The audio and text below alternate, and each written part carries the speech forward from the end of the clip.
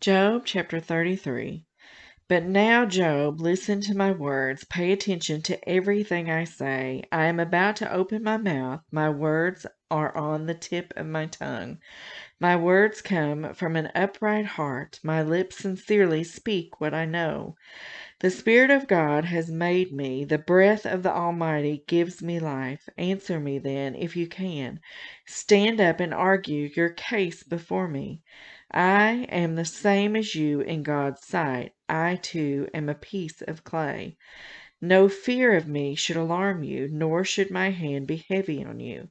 But you have said in my hearing, I heard the very words, I am pure, I have done no wrong, I am clean and free from sin. Yet God has found fault with me, he considers me his enemy.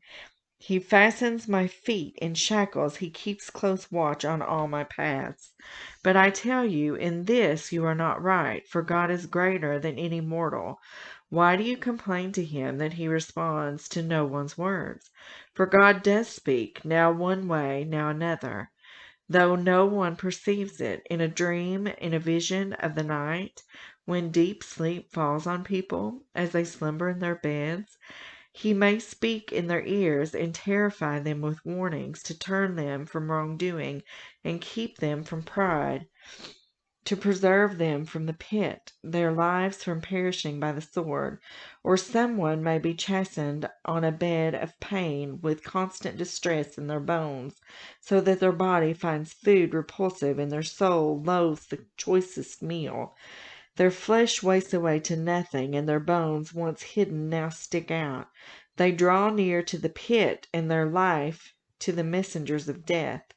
Yet if there is an angel at their side, a messenger, 1 out of 1,000, sent to tell them how to be upright, and he is gracious to that person and says to God, spare them from going down to the pit, I have found a ransom for them.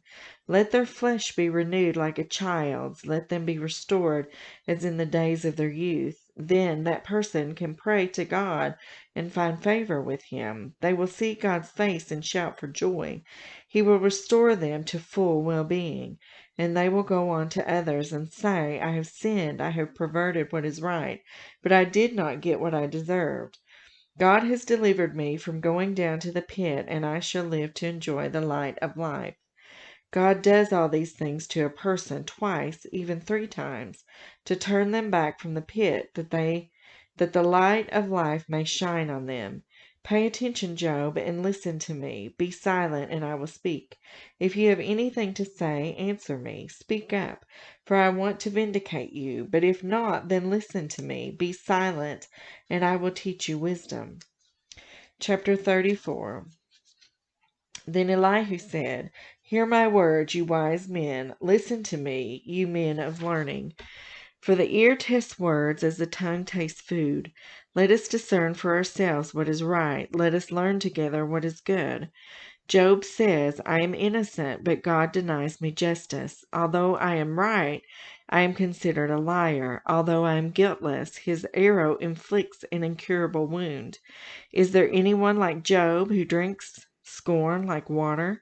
He keeps company with evildoers. He associates with the wicked.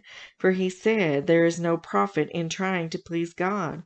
So listen to me, you men of understanding. Far be it from God to do evil, from the Almighty to do wrong. He repays everyone for what they have done.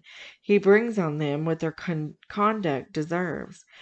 It is unthinkable that God would do wrong, that the Almighty would pervert justice. Who appointed him over the earth? Who put him in charge of the whole world?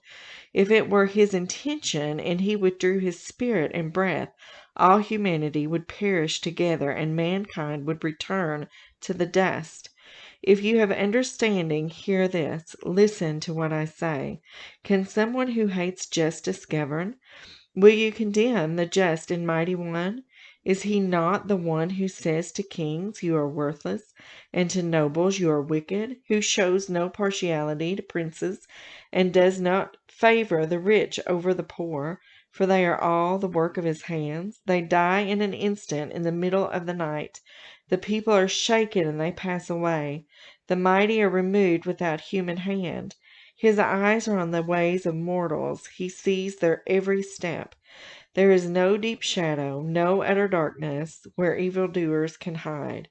God has no need to examine people further, that they should come before him for judgment. Without inquiry, he shatters the mighty and sets up others in their place. Because he takes note of their deeds, he overthrows them in the night, and they are crushed.